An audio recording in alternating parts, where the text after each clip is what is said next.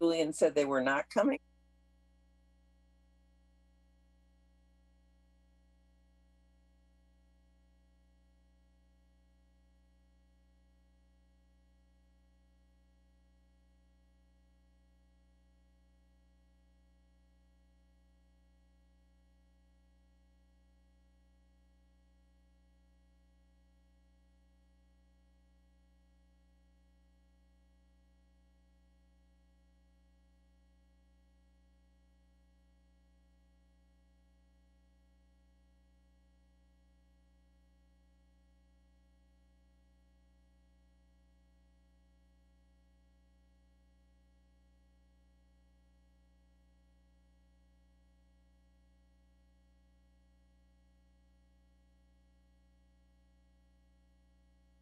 (2022) Rental Housing Committee meeting. The meeting is called to order at 7:01 p.m. This meeting will be conducted in accordance with City of Mountain View Rental Housing Committee Resolution Number 64 and City of Mountain View City Council Resolution Number 18618 in accordance with Assembly Bill 361. All members of the Rental Housing Committee will participate in the meeting by video conference with no physical meeting location. Members of the public wishing to observe the meeting live may do so at mountainview.legistar.com, on YouTube at mountainview.gov/YouTube, and on Comcast Channel 26. As noted on the meeting agenda, members of the public may provide oral comments during the public comment period for an item by signing up at mountainview.gov/meeting and entering webinar ID 937-7306-8363, or by phone by dialing 669-900-9128 and entering webinar ID 937-7306-8363. Any emails received by 5 p.m. today were forwarded to the Rental Housing Committee. Emails received after 5 will not be read during the meeting, but will be entered into the record for the meeting. Now, Andrea, do you want to go ahead with the roll call, please? All right. We'll start with Committee Member Grunwald. Here. Committee Member Pardo Dizella is absent. Committee Member Rosas. Here. Committee Member Ramos. Here. Vice Chair Haynes Livesay. Present. And Chair Almond. Here. Thank you. Thank you. We will now move to agenda item 3, consent calendar. These items will be approved by one motion unless any member of the committee wishes to remove an item for discussion. The purpose of the consent calendar is for the committee to efficiently and quickly consider routine or administrative business items with one motion. Although committee members may remove items, it is generally not intended for the committee to have a lengthy substantive discussion on consent calendar items. Would any member of the committee like to pull an item? I'm not seeing any hands. Okay. Then I'm going to invite public comments on any agenda item, regardless of whether it was pulled. Would any member of the public on the line like to provide comment on this item? If so, please click the raise hand button on Zoom or press *9 on your phone. Are there any hands raised? There are no hands. Okay, then we're open for a motion to approve the consent calendar. And let me go, I lost my place. A motion to approve the consent calendar should include reading the titles of the agenda items or the resolutions attached to agenda items 3.1 and 3.2. A motion should include reading the following items. Number 1, a motion to approve agenda item 3.1, approve the minutes for January 24th, 2022 and February 14th, 2022 RHC meetings. And 2, a motion to approve agenda item 3.2, approve a resolution making findings. I think it just means a resolution authorizing continued remote teleconference meetings of the Rental Housing Committee pursuant to Brown Act provisions as amended by Assembly Bill number 361. Does anybody want to put forward Emily, Committee Member Rosas? You mean Ramos? Ramos, we have. Sorry. I move the consent calendar, including to make a motion to approve the minutes of the RHC meeting, January 24th, 2022 and February 14th, 2022, and to adopt a resolution to continue virtual meetings pursuant to Brown Act provisions as amended by AB 361. Do I hear a second? I second the motion. Great. Andrea, do you want to call the roll? Sure, we'll start with Committee Member Grunwald, Aye. Committee Member Rosas, Aye. Committee Member Ramos, Aye. Vice Chair Haynes Livesay, Aye. Chair Almond. Aye. All right, the motion passes unanimously. Great. We will now open the meeting for oral communication from the public. This portion of the meeting is reserved for persons wishing to address the committee on any matter not on the agenda. Speakers are allowed to speak on any topic for up to 3 minutes during this section. State law prohibits the committee from acting on non-agenda items. Would any member of the public on the line like to provide comment on non-agenda items? If so, please click the raise hand button in Zoom or press *9 on your phone. Staff will display a countdown timer on the screen. Are there any hands raised?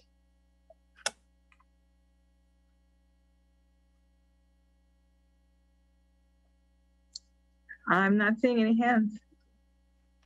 Interesting. Okay. It's a rare moment. Okay, we do not have an appeal hearing or a public hearing. We're going to go to item 7.1, monthly status reports for January 2022. We'll now move, okay, there's a repetition here. Good evening, committee members. Thank you, Chair Almond. Item 7.1 are the monthly reports for the rent stabilization program and the eviction protection program. We'll get started with the overview for the monthly status report. As you can see here, this is what all 3 pages look like this evening. And we'll go into detail now. For the public inquiries, we've received quite a few related to COVID-19 rent relief. This is not only the public reaching out to us, but also us reaching back to people who have joined us at the Eviction Help Center. We see that there are 1,833 public inquiries made, the bulk of which are from tenants. And we have received quite a few in bilingual languages or requiring language support. And this is primarily right now Spanish as the primary language of contact, with 56% of all inquiries as Spanish speaking. We also have, we've also given 20 workshops with 185 attendees. We've held 29 office hours so far, provided one-on-one support to 148 people. This is outside of the Eviction Help Center. We've held 39 Eviction Help Center clinics and pop-up events throughout the fiscal year so far, with 658 attendees. We've had 6 mass mailings that have reached the residents in Mountain View and have sent 474 targeted letters. These targeted letters are follow-up notices to our termination, the terminations that have been filed with us in the system. Again, these are failure to pay rent mostly, and these are the initial notices sent to tenants. We've placed 18 Mountain View voice ads and had 699 email subscribers with 19 email updates that have been sent so far. As for mediations, there have been 88 mediations and conciliations, 69 of which are resolved with 18 pending and 1 unresolved. This program continues to provide fantastic services for the rent stabilization program and for the city in general. This greatly reduces our petition workload because tenants and landlords are able to consult with each other to get through their issues together. We've received 124 banked rent increase notices, 600 termination notices, 1 tenant buyout notice, and 1 additional occupant notice during the fiscal year. And to give you an overview of what our eviction submittals look like right now in the system, we have received the following overview. As you can see, failure to pay rent notices are the bulk of them, as they always are, and are their own category. We have not received any significant increase in failure to pay rent notices for this fiscal year. As for tenant relocation assistance, there have been no properties that went into redevelopment with 0 units affected. And so far in 2022, for this past month of January, we've received no households that received assistance in the month. As for rent adjustment petitions, we have 4 that are in review right now, 2 that are in the hearing process, and 1 that's been settled. 1 also has been withdrawn. And I do want to note that we are seeing an increase in requests for consultations regarding tenant petitions specifically. There have been issues with concessions related to petitions for unlawful rent. A concession is typically given at the beginning of a tenancy and may reduce rent for a given time period. In the CSFRA, it explicitly states that initial rent rate is the rent that is actually paid by the tenant during the term of tenancy, not what is necessarily in the lease. And tenants are starting to receive what could be considered large rent increases related to concessions expiring at the end of a lease term. And we are navigating through that issue at this time.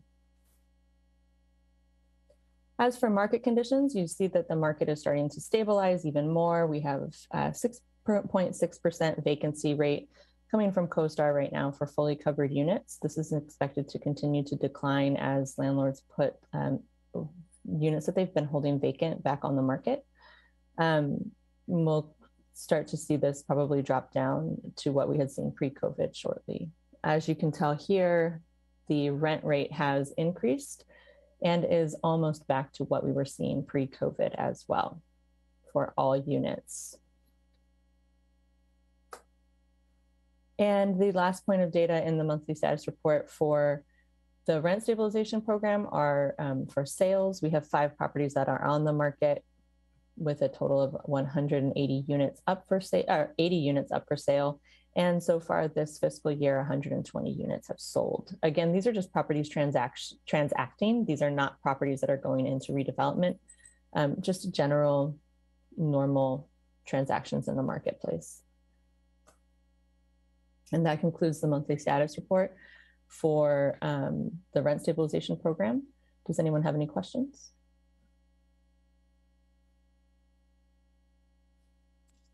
I see a hand by committee member Grunwald. Thank you. Patricia, when will we start to see, or are you planning to split out mobile home stats, or will that be included in, will it be one report? We'll likely start to pull out some of the mobile home data once all of the decisions around the program have been secured. Yeah. So within the next few months. Great, thanks. Also, I like the longer term view for like vacancy rates. I wonder if the eviction notices, the different types of eviction notices, we have those back going 4 quarters, but if other folks are interested on the committee, might be interesting to see that going further back. but I'm not sure if we have it. Oh yes, we have it. We've been, as you know, providing this data for quite a long time. And we can definitely provide it in a more, we can provide a year-over-year view if you'd prefer that instead of a quarterly view.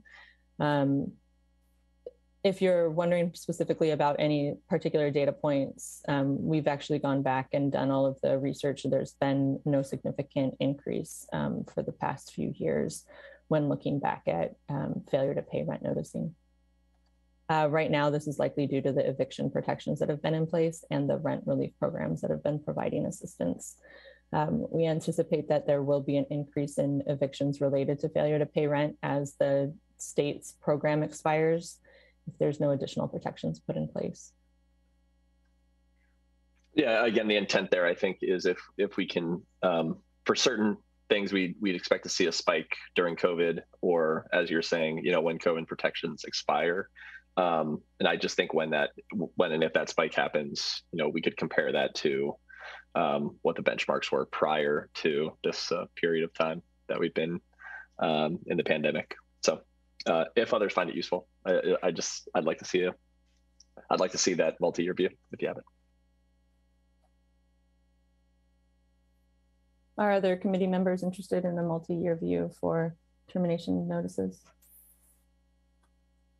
I think it would be fascinating to see, not necessarily on a regular basis, but to do maybe a one-time thing where we do what's happened pre-COVID and during the period of the eviction moratorium and after. So maybe in several months. I don't know what everybody else thinks. From a data perspective, we should have a relatively solid view by October if no additional protections are put in place. Great. Any other questions or comments on that?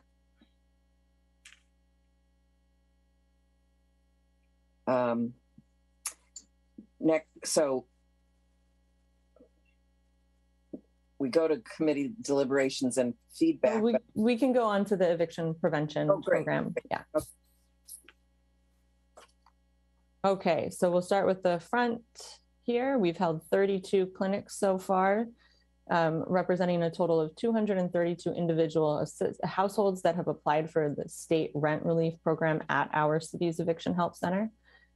We've served a total of 397 clients in person or virtually, including 5 landlords. 85% speak a primary language other than English. This is why our interpretation staff is so very critical. They provide the bulk of the services for this program right now. 89% of the people who are attending have heard about us through the community. The majority of households have 3 or more people living in them and live on less than $25,000 a year. 49% of our clients applied for assistance through the city's rent relief program, which is different than the state rent relief program, and received a total assistance average of 2.3 months from the city's program. 19%, just the same as last month, numerically, percentage-wise, received termination notices. The average number of months the households are behind on rent is 1.8 months. This has ticked up a little bit, and 61 clients requested and received legal assistance this past month. And then for the back side, which gives detailed information, we received 1,330 inquiries related to COVID-19 rent assistance, eviction protections, et cetera, and those type of categories. We have held 8 eviction help center pop-up events and 16 webinars, trainings, and community meetings, including 9 in English and Spanish. 2 postcards have been sent out. There'll be another one going out toward the end of the month, beginning of April, because the eviction protections are expiring from the state and we want everyone to know what's going on. 474 of those targeted mailings have been sent out, 8 targeted emails. We have 3 web pages we maintain, regarding the Eviction Help Center eviction protection programs in 3 languages. We've had 2 informational flyers, a short video, fillable form, and 24 weekly Mountain View Voice ads.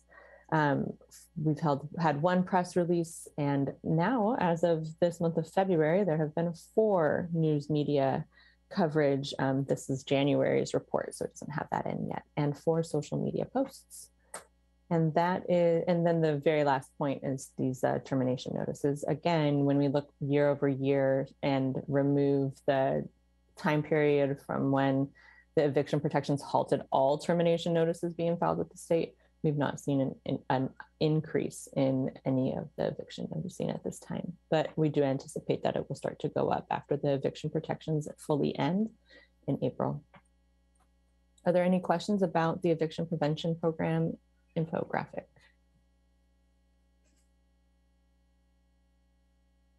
Okay, I believe it's time for public comment. Would any member of the public on the line like to provide comment on this item? If so, please click the raise hand button in Zoom or press *9 on your phone. Staff will display a countdown timer on the screen. Andrea, are there any raised hands? There are no raised hands. This is a very quiet meeting. Next, we will go into committee deliberations and provide feedback. It's open to the committee.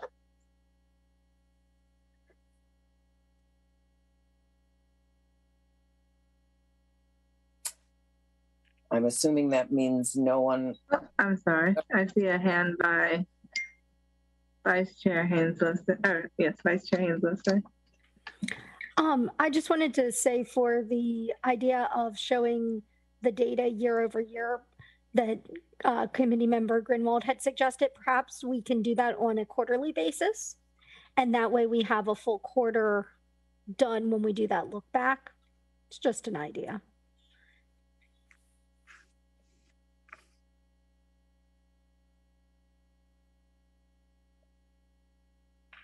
So that would be reported quarterly? Yes, that's my thought. That makes a lot of sense. Does that work, committee member Greenwald? Would that sort of achieve the goal you were looking for? I think so, right? Because the Q3 21-22 is just lower right now because we're partial Q3, right? It's just 1 month. Yeah. Because this is a January report. Yeah. So I mean, yeah, I think that'd be fine to just just report that in the quarterly meeting. And if we have further historical data, you'd only need to do the historical data once, right? And then we just kind of have that trend over time, and then you're just adding each new quarter as it completes. So that'd be great for me. I mean, I think the intent, what I'm looking for is really like, so we know what steady state looks like if there's a jump up or big change or big delta decrease. But right now, I think just with the 4 quarters, it's tough to see that over time. Yeah. Staff has noted the request and will provide that quarterly overview. And we'll also make plans to have an in-depth review in October. Thank you. Thank you. Great. Is there anybody else who wants to give feedback? Otherwise, I'm going to go on to 7.2. Chair Almond, I apologize. I have one more piece of this, and it's the states, what's happening with the states program for the city of Mountain View. Sure. I keep forgetting this one because it's not our data. I forget that we tack it on the end here. For the state rent relief program, 895 Mountain View residents have applied for the program. 349 have so far received their funding for an average assistance of $11,471 and a total funding for the city of about $4 million flat. This represents approximately 39% of applicants having been paid so far through the system. And I just wanted to provide that really quickly. Thank you for allowing me the opportunity.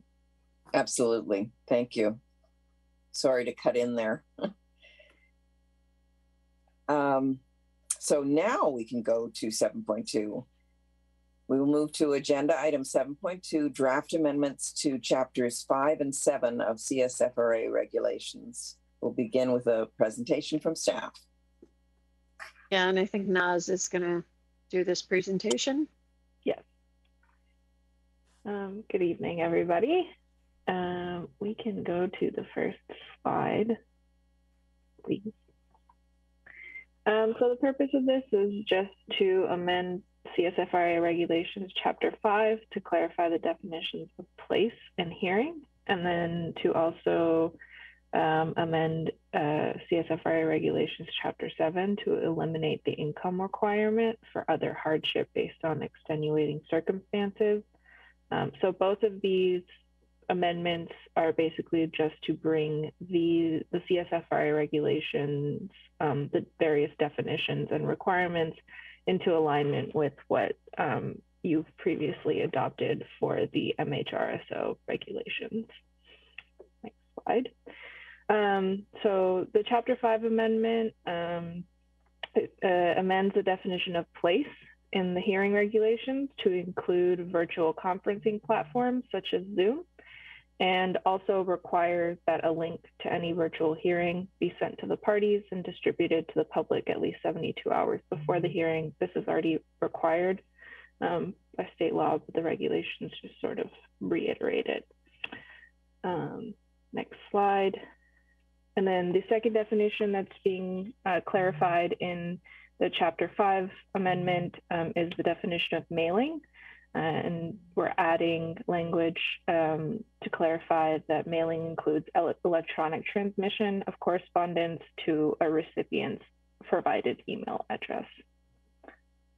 Next slide.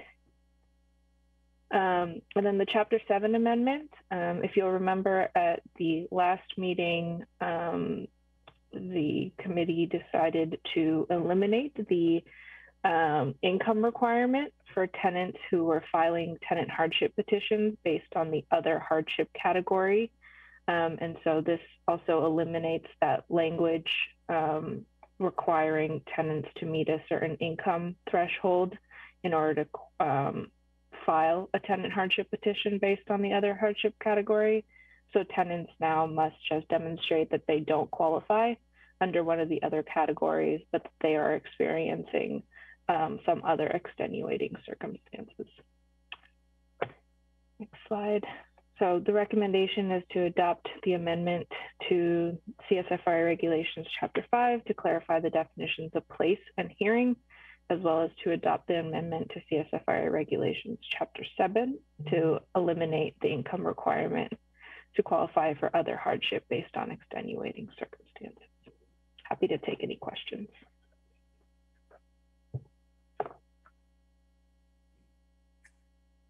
Are there any questions or comments on the two items?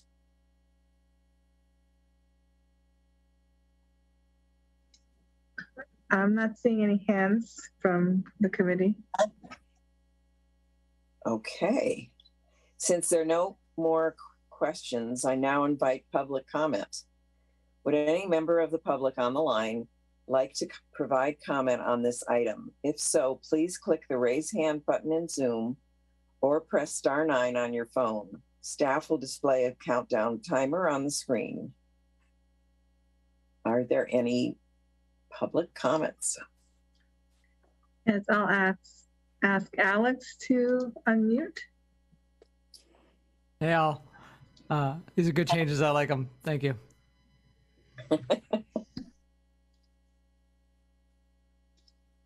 Are there any other hands raised? There are no other hands. Okay. I'm proud of us for doing number 7, I have to say. So if there are no more questions or comments from the committee, then I can entertain a motion. Should I do separate motions for 5 and 7? Yeah, why don't we do that? We have separate resolutions. Right, exactly. Okay. So a motion to approve, should it include the following: to amend, number one, to amend the CSFRA regulations, chapter 5, hearing procedures to clarify the definition of place and mailing. So do I hear a motion on that one? I have a hand by Committee Member Ramos. Committee Member Ramos? I move to adopt a resolution to amend the CSFRA regulations, chapter 5, to clarify the definitions of quote place, unquote, and quote hearing, unquote. Do I hear a second? I will second it. Andrea, do you want to call the roll for a vote?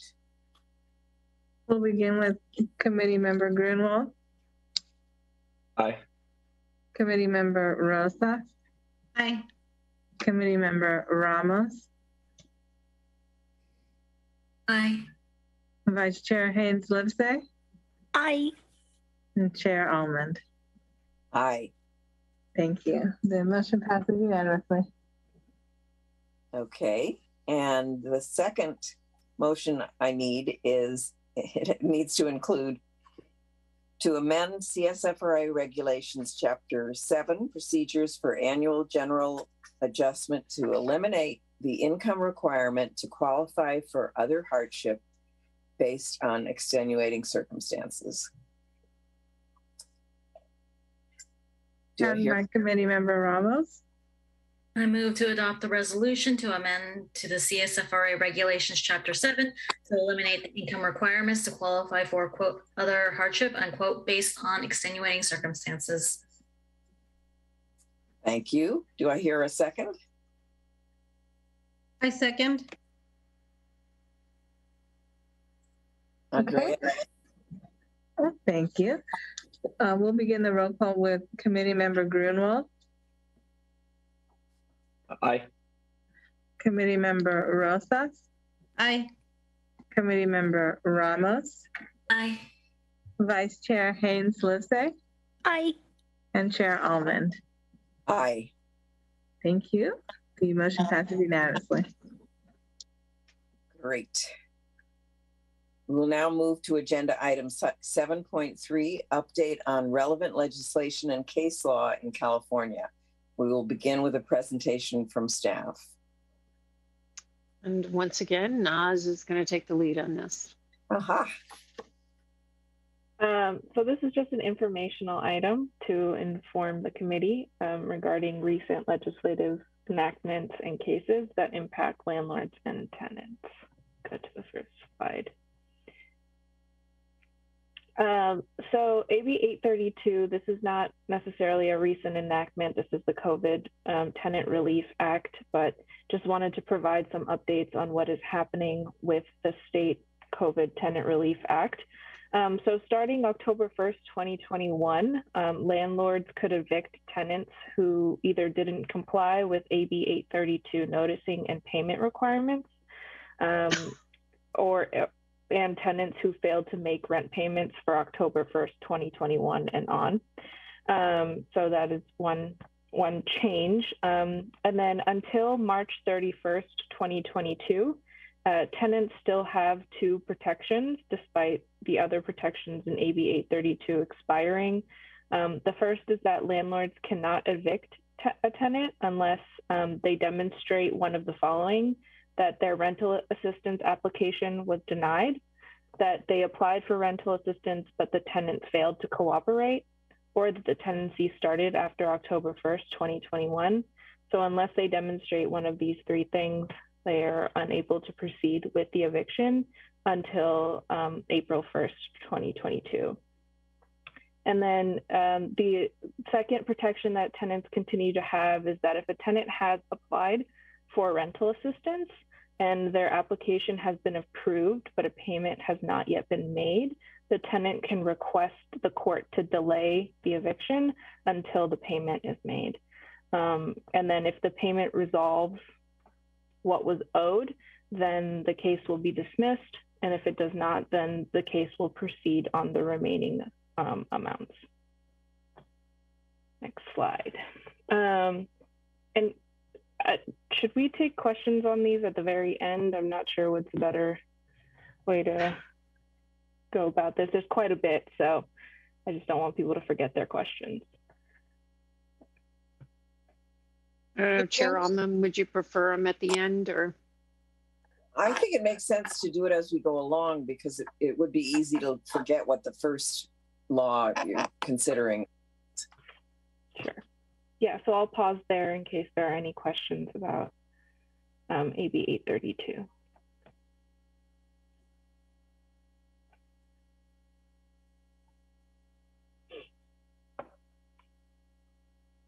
Andre, I see a hand by Committee Member Grunwald. Thank you. Yeah, thanks. Patricia was mentioning in the last segment, that we may expect an increase in eviction notices because these protections are expiring. Does number one, a landlord that the landlord has to prove or demonstrate to the court those that one of those scenarios happened? Does that cover the vast majority of folks? I mean, is that like, would that mean that the wave could start April 1st, I guess? Yeah, so beginning April 1st, a landlord doesn't have to demonstrate one of those three conditions in order for the eviction to proceed. And so, yes, if someone has I think a lot of people have pending applications. And so, I think that is what covers a lot of people, and their applications likely won't be paid out or a determination won't be made until after April 1st, which unfortunately means the landlord can proceed in the eviction case. There is a possibility that the court might still consider that as a factor during the trial, but it's likely that because these requirements and protections are expiring, there will be some sort of uptick in the cases that will move forward that are currently pending. Got it. And would we, maybe this is a question for Patricia, would we expect the applications to come through starting April 1st? Or since there's 60 days and court processes, would it kind of,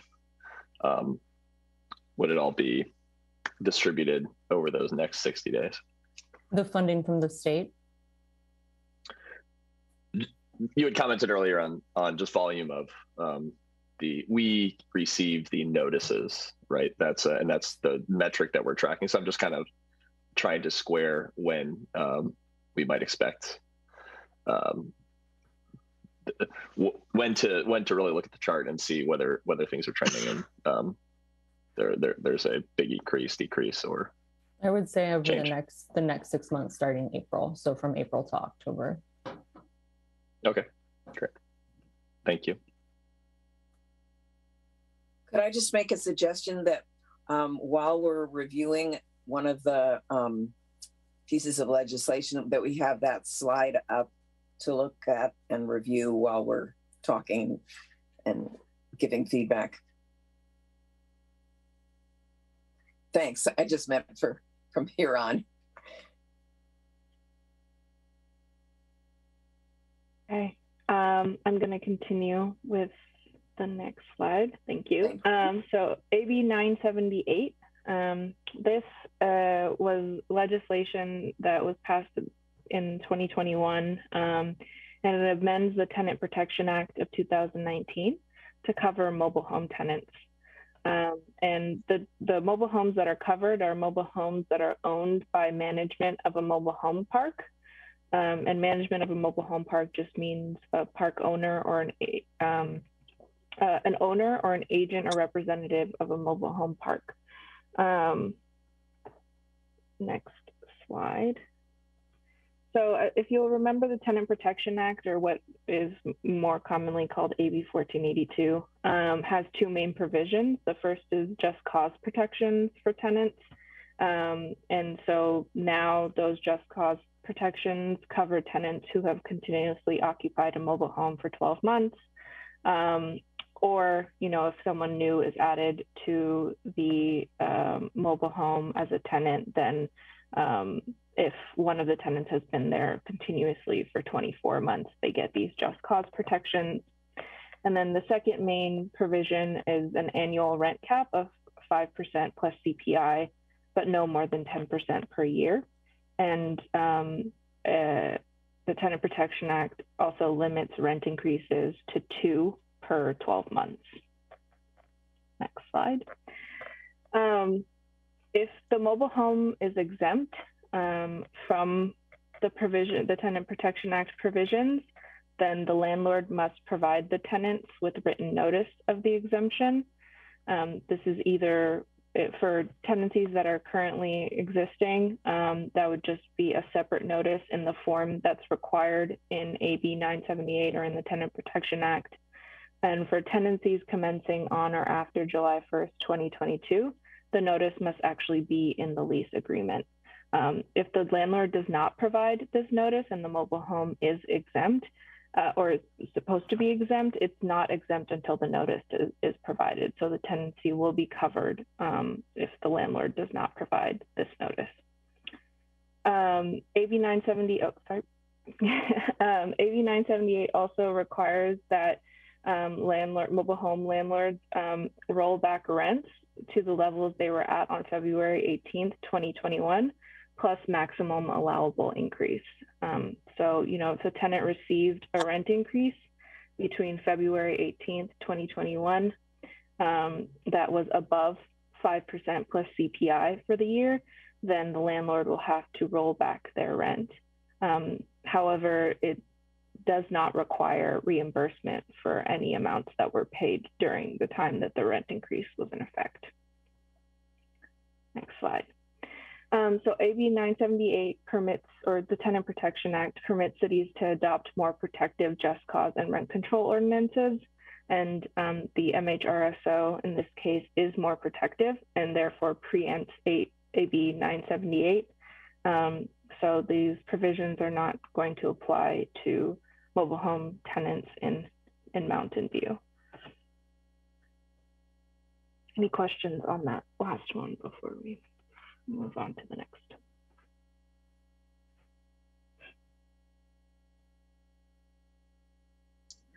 Nothing, any hands? Oh.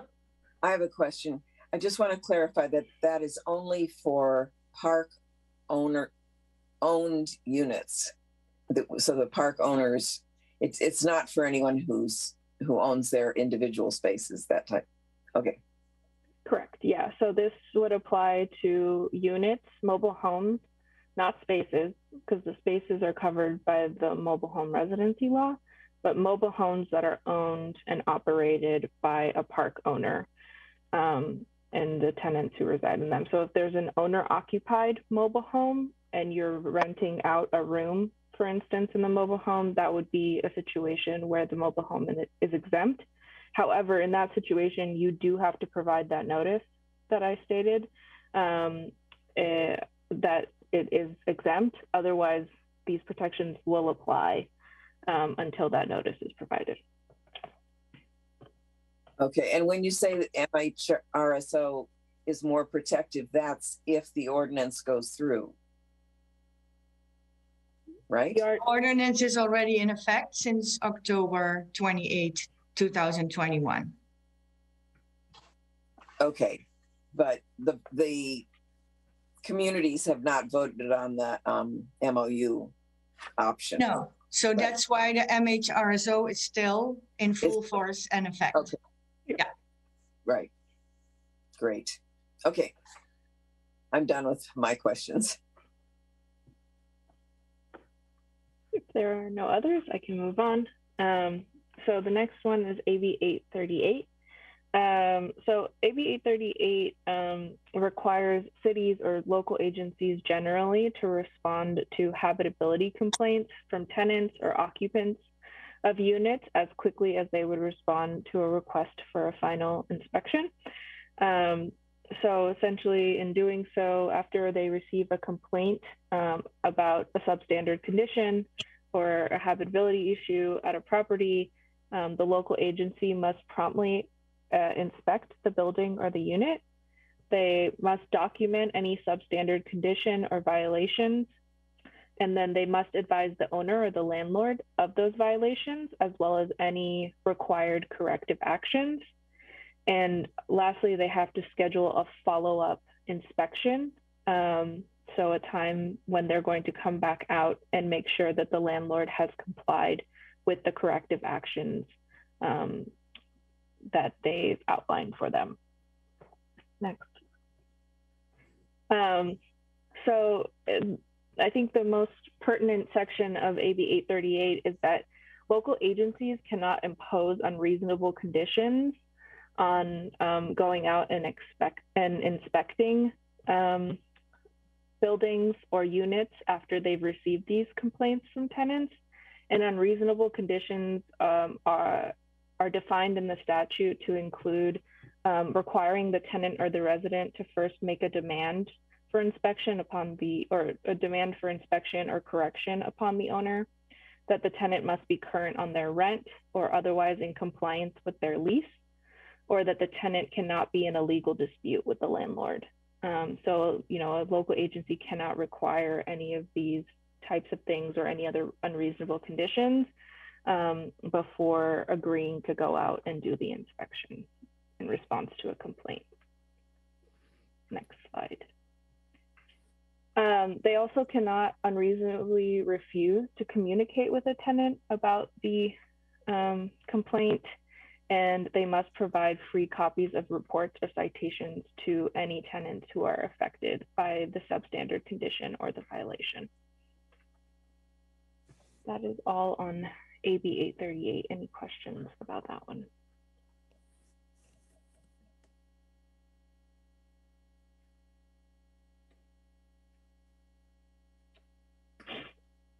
All right, we can go on to the next. So now we're going to get into... seeing a late hand here by committee member Rosa. Sorry about that. No problem. I am so sorry, Nazanin. I just had a question in regards to when you provide copies or reports, citations, who provides that report? The tenant, the landlord? No, so the local code enforcement agency, whichever agency is going out to do the inspection has to provide the copies of the reports or citations that they create in response after the inspection. And that goes to the tenants or the landlord, tenants, and the city? Yeah. Or no, so it goes to the landlord or the owner of the property, as well as to the the tenant or the occupant that complained. But if the issue is something, for instance, there's an infestation that affects the whole building, then if any of the affected tenants request a copy, then they must be provided with those copies for free. Okay, thank you. No problem. Chair by hand by Vice Chair Haynes-Livesay. So last meeting, we had some comments from some members of the public who are located in a property where they have some asbestos concerns. If an inspection has been done and they wish to request a copy of their report, presumably if they're impacted or affected, they could get that, right? Yes. Yeah, they should. Fantastic. Yep. Thank you. Yeah, no. All right. So now we're going to get into some case law updates, some relevant cases that have come out regarding landlord-tenant law. The first one is a challenge to the City of Oakland's Tenant Relocation Assistance Ordinance, where a set of landlords claimed that the Tenant Relocation Assistance Ordinance was an unlawful physical taking and an exaction in violation of the Fifth Amendment. So Oakland's Tenant Relocation Assistance Ordinance requires relocation payments to the tenants where there has been a no-fault termination of tenancy. And a no-fault termination of tenancy can include something like where the owner or their family member wants to move into the unit, where the landlord is withdrawing the unit permanently from the rental market, where the landlord wants to do substantial renovations. So basically anything that does not constitute a nuisance or a violation of their lease or non-payment, anything that is not the fault of the tenant. So next slide. So the Ninth Circuit panel upheld the ordinance. They stated that the requiring these relocation payments was merely regulating the landlord-tenant relationship, and that the relocation fee was triggered by the landlord's own action or decision to evict the tenant and was not a permanent burden on the landlord's interest in the property and therefore was not a taking. Any questions on that last one?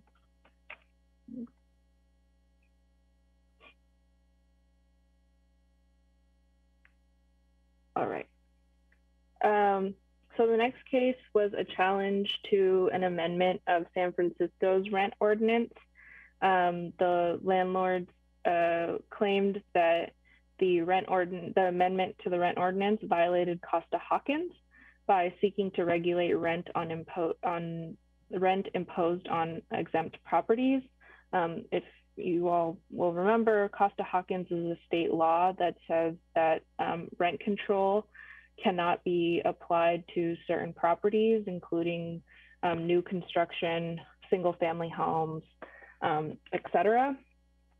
And the amendment to San Francisco's rent ordinance basically prohibited bad faith rent increases that were intended to coerce tenants to vacate the unit. So this is a situation where, for instance, a landlord has tried to recover a unit by serving an eviction notice. They were unsuccessful in doing so because they didn't have a just cause for doing so. And then they, suddenly increased the tenant's rent by $400 or $500, knowing that the tenant is unable to pay that rent increase in an attempt to get the tenant to move out. So that is what would be considered, a bad faith rent increase. And so this amendment was seeking to prohibit these types of bad faith rent increases. Next slide. So the State Court of Appeal upheld the amendment.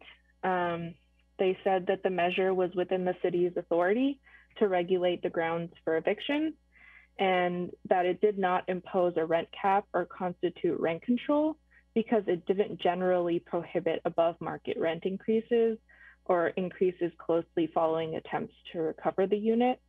So in doing so, they were essentially saying that, the local rent board or a court is able to determine a bad faith rent increase from just a rent increase that tends to be above market or that is closely following an attempt to recover a unit, that the courts or the rent board were sophisticated enough to be able to tell the difference between the two. So this was upheld and was not considered a violation of Costa-Hawkins. Any questions on this one?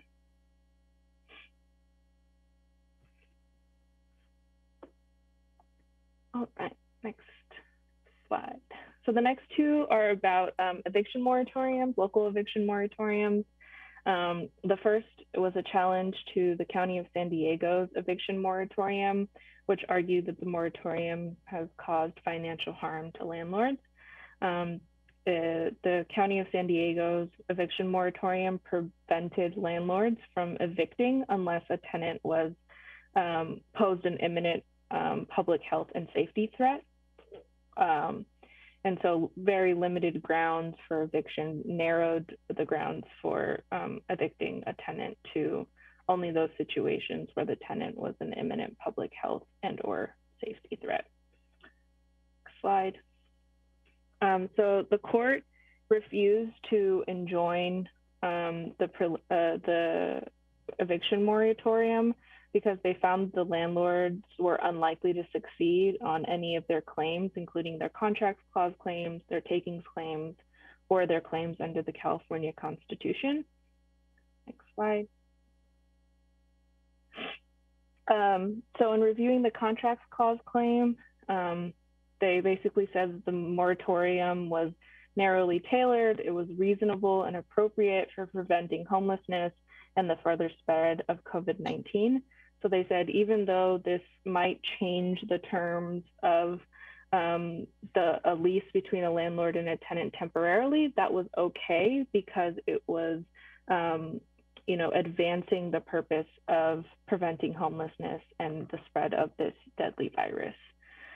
In reviewing the takings clause claims, they said that the landlords were unlikely to succeed because there was no per se physical taking, because the moratorium was time limited. That meant that it was set to expire within a limited amount of time. It was not a permanent moratorium, and therefore could not constitute a physical taking. And they also said that it was not a regulatory taking because rent could still be collected from other tenants, and because landlords had access to rental assistance funds, both at the state and local level. And in reviewing the landlord's claims under the California Constitution, in that case, the landlords argued that the county had inappropriately applied their eviction moratorium to all of the cities within the county and not just the unincorporated areas. However, the court determined that the county was actually authorized by the California Emergency Services Act to pass a moratorium that was applicable to all the cities in the county. And so therefore they had not violated the California Constitution. Next slide. So any questions on that last one about the eviction moratorium?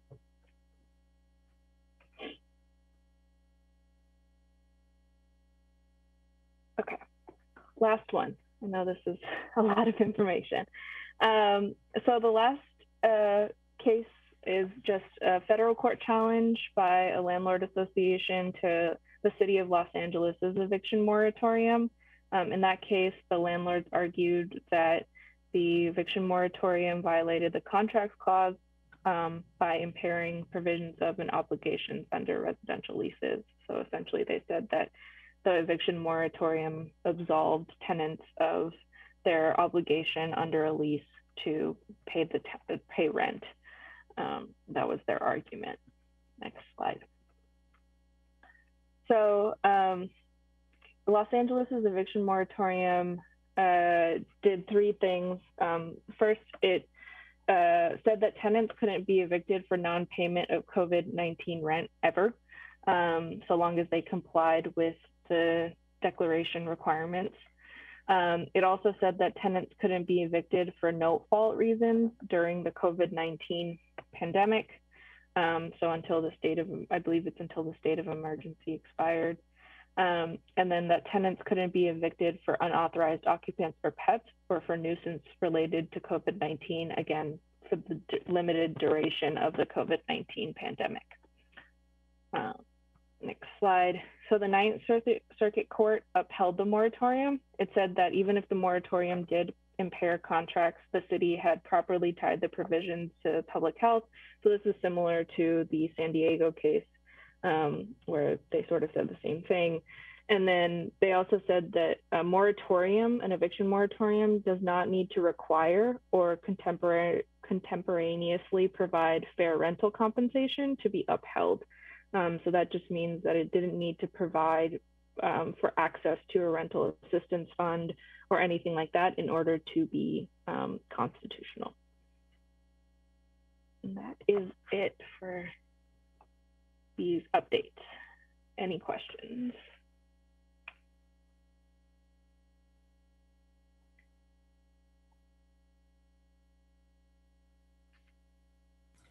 Vice Chair Haynes-Livesey?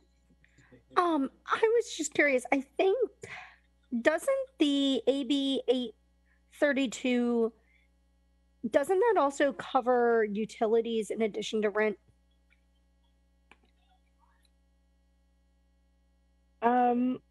I think the piece of it that covers utilities is the piece that lays out the state rental assistance program, but someone should correct me if I'm wrong.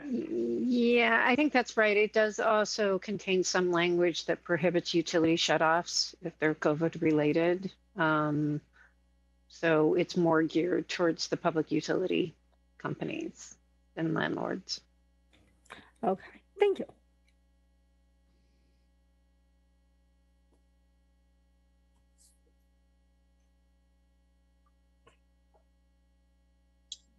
Okay, I'm not seeing any other hands. Okay, thank you so much, Naz. That was a lot to digest. And I'm so glad that we have it all written up, because I certainly couldn't retain all of it myself. I don't know about anybody else, but they're all good pieces of legislation. Okay, if there's no other, let's see, I need to go to public comment, right? Yes. Okay, since there are no more questions, I now invite public comment. Would any member of the public on the line like to provide comment on this item? If so, please click the raise hand button in Zoom or press *9 on your phone. Staff will display a countdown timer on the screen. Are there any hands raised? I am seeing no hands. I'm telling you, this is a very quiet meeting. Okay. Next, we go into committee deliberations and feedback.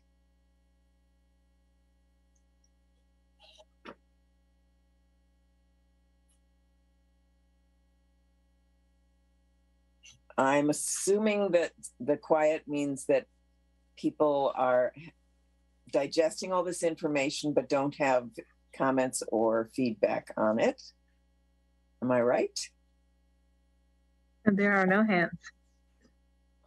Okay. Once again, thank you so much. It's really good to see what's happening.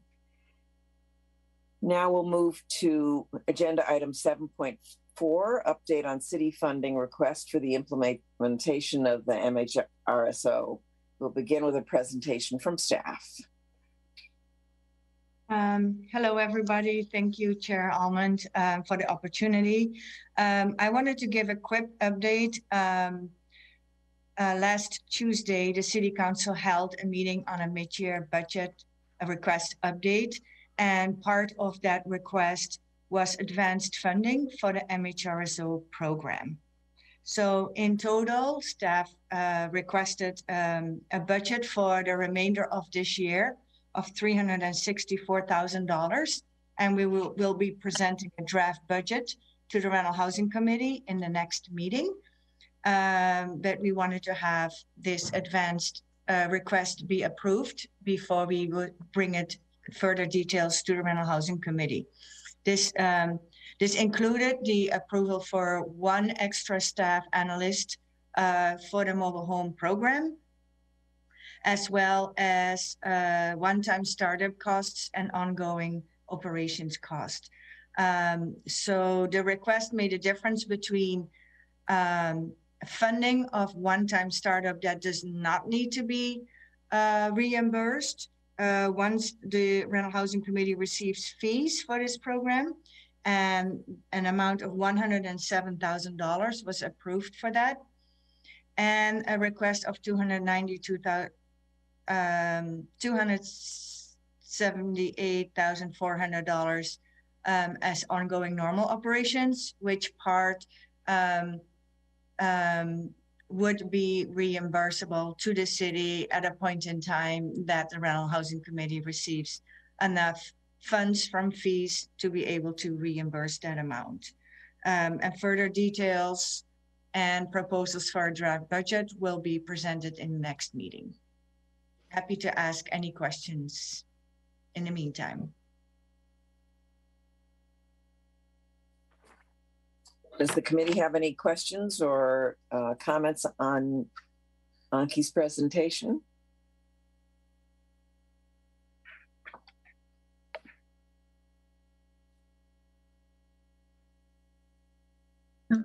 There's a hand by Vice Chair Haynes-Lister. So, Anki, it sounds like we're going to see a draft budget in end of March in our next meeting. Do we have any predictions yet on what we might see as the fee, or too early to tell? Well, I mean, it's up to the rental housing committee to decide what the fees are for this ongoing year. But if and depending, of course, on an approved budget by the rental housing committee, that's also a major factor to include in how fees are to be calculated. So that's all I can say for now, because you guys have not deliberated on the budget items yet. So it's hard to make any predictions for the fee if you have not decided on a budget yet. That's fair. Thank you.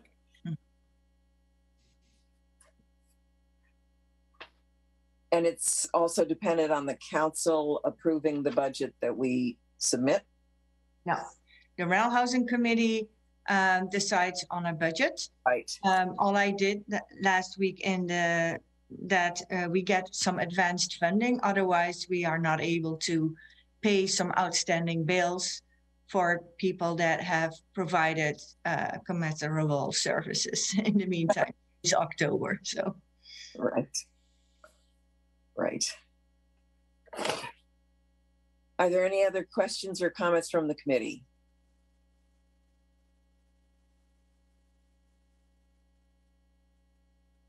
I'm seeing no other hands. Okay, since there are no more questions, I now invite public comment.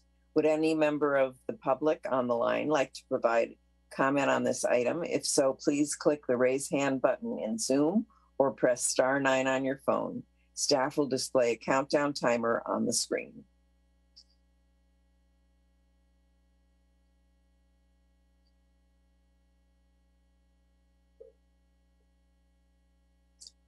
Okay, I will ask Edie Keating to unmute herself.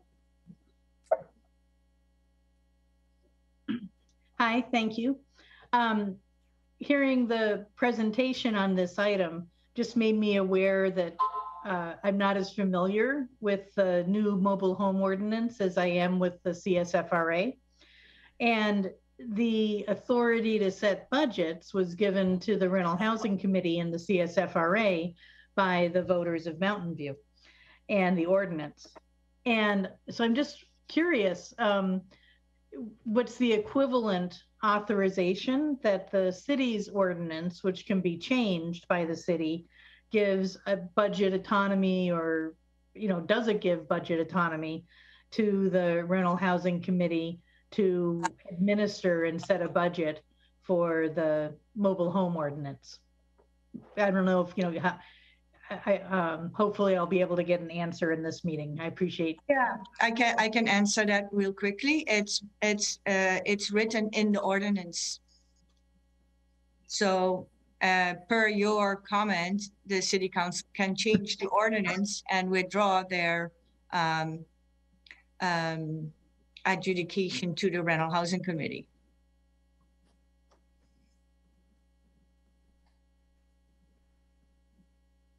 Okay, and it looks like we also have a hand by Alex Brown.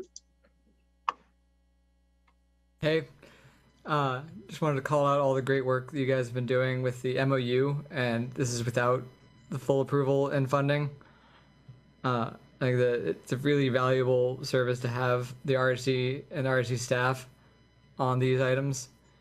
I appreciate it, and I'm happy that the city was able to get this put together, and I look forward to seeing you guys use it. Thanks.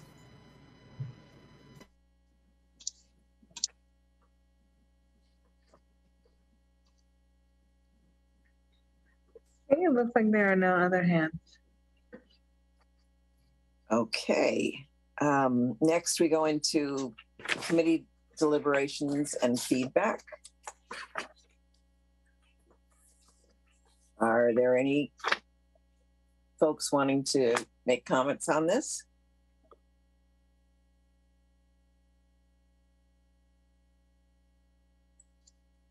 I'm not seeing any hands.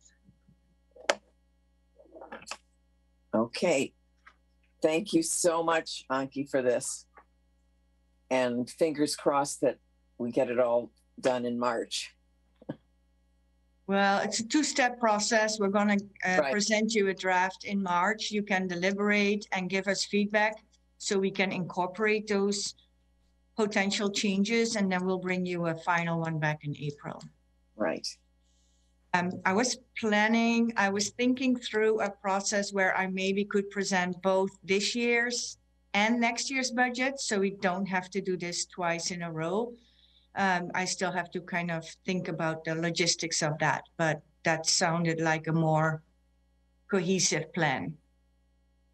Wow, that would be incredible if you could do that. Yeah. Okay, we'll look forward to seeing that in March. So then we will now move to agenda item 7.5, quarterly financial expenditures fiscal year 2021 to 22 through December 31, 2021. We will begin with a presentation from staff. Thank you again. As we do on a quarterly basis, I'll give you a short overview of where we are with the expenses for the program compared to the budget. So the purpose of today is to review those quarterly financial expenditures until December 31st, 2021. The key categories have not changed. They remain to be personnel services, non-personnel services, capital outlay, and intervent expenditures. For personnel services, we have spent 36%. This is below budget due to the vacancy of the position of Joanne Pham, which we hired and got on board on December the 15th of last year, and quite a work of performed that was charged to other departments. They are related to tenant relocation ordinance, mobile home rent stabilization ordinance, and COVID-related programs. For non-personnel services, we have expended 17.67%, and a further 60% is encumbered. That is well below budget and partially due to the late quarterly billing of service providers, lower than anticipated legal fees, and far fewer petition hearing requests than we received before in previous years. The capital outlay has to do with the budgeted item for developing our database. Only 16.42% is expended and a further 8% encumbered. We have to give all due to our TI director, who negotiated a really good contract with 3DI. There were a lot of key components that needed to be formalized before each payment became due. And so they're still working on these deliverables for the database, and they will be able to invoice those once those deliverables are completed. We also gave them an extra work to expand the database for the MHRSO, and that will not be paid by the CSFRA. That will be separately budgeted for in our MHRSO budget. And then our yearly interfund expenditures has been 100% expended. The city usually charges this amount in the month of December, since that is halfway through the fiscal year. So this is a summary comparing the percentages spent in comparison to the overall budget.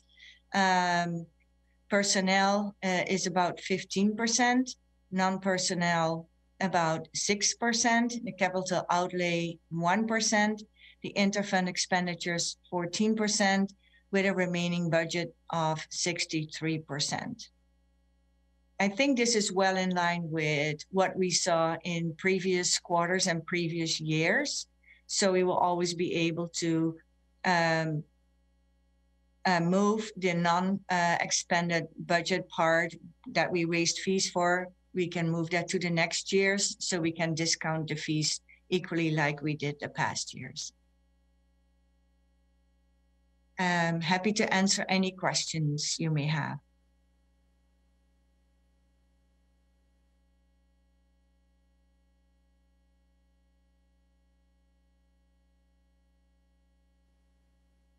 Susan, you're mute. Oh, sorry. Andrea, do you see any hands raised? No, there are no hands raised. Okay, like I said, it's a very quiet meeting. Since there are no more questions, I now invite public comment. Would any member of the public on the line like to provide comment on this item? If so, please click the raise hand button in Zoom or press *9 on your phone. Staff will display a countdown timer on the screen.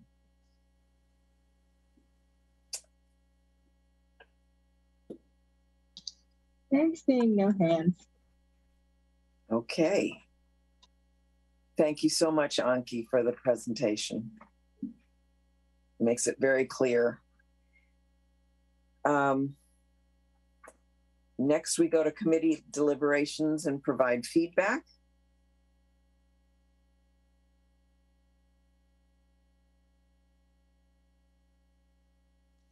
Anyone interested in commenting or asking questions at this point? There is a hand by committee member Ramos. Go ahead. So I'm overall happy that we are staying essentially under budget for so far. I will want to emphasize that please take the money you need, staff, to get whatever you need done. So I just, especially as you think about if you need more budget to make things easier for you, especially as we get into the next cycle's budget. I'm in this type of mood where I'm just like, take the money you need to make sure the program is good. So. Thank you very much, Emily. I think part of it is we were so absorbed with running the eviction prevention help center, and we did a lot of outreach costs for that and a lot of work on that. But that was partly covered also by a city fund that was provided to us. But we'll definitely think through what it is that we need and how we are going to set up for next year. And we will come back to you with that in our draft budget that we hopefully can present to you in April for the CSFRA. Vice Chair Haynes-Lipset. On that note, I know for the eviction prevention legal costs, those are currently being done pro bono, so we don't have actual billables. But when we're doing the next budget, if we decide to keep the eviction prevention program, I know we called it a pilot in the first year, it would be nice to have some projections of what the cost would have looked like if we were being billed, just so that we can help like contextualize that number, because pro bono is awesome, but it also makes it hard. It's kind of unclear what the cost would have been if we were paying for those costs. And realistically, if we keep the program, it's probably not going to be pro bono forever. Mm-hmm. For sure. Thank you. Thank you.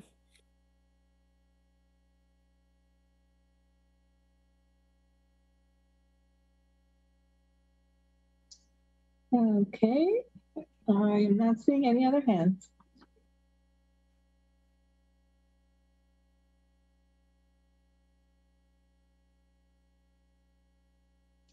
I believe you're muted. I'm sorry.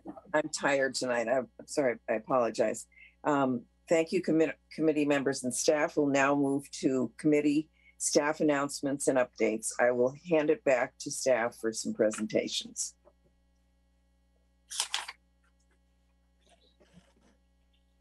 Next slide. I'm sorry? Okay, so I'll quickly go over our upcoming workshops and clinics. So of course, we do always want to mention that we are having our eviction help center at the moment is still virtual. So anyone who is interested, tenant or landlord, can log on to our Zoom link at mountainview.gov/eviction help clinics. We have appointment only on Tuesday mornings. However, on Thursdays, with our extended hours from 1 p.m. to 8 p.m., we do have appointments and walk-ins available. So that can provide help to tenants and landlords with the rent relief application, understanding any eviction notices that maybe a landlord is thinking of serving or a tenant has received.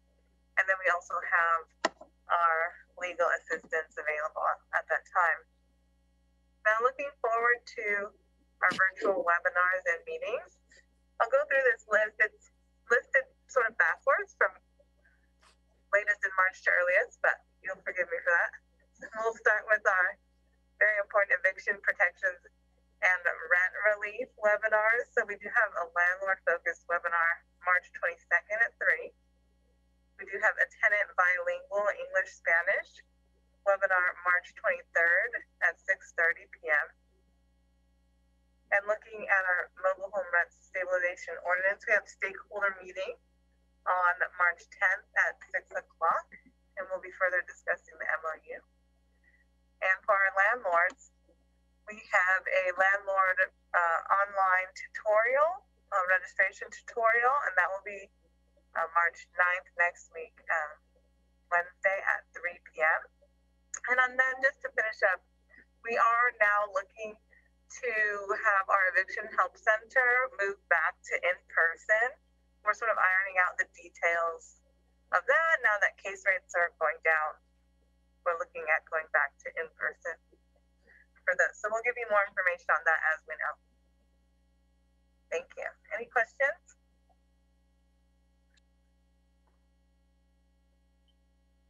Are there any additional comments or announcements from committee members or city staff?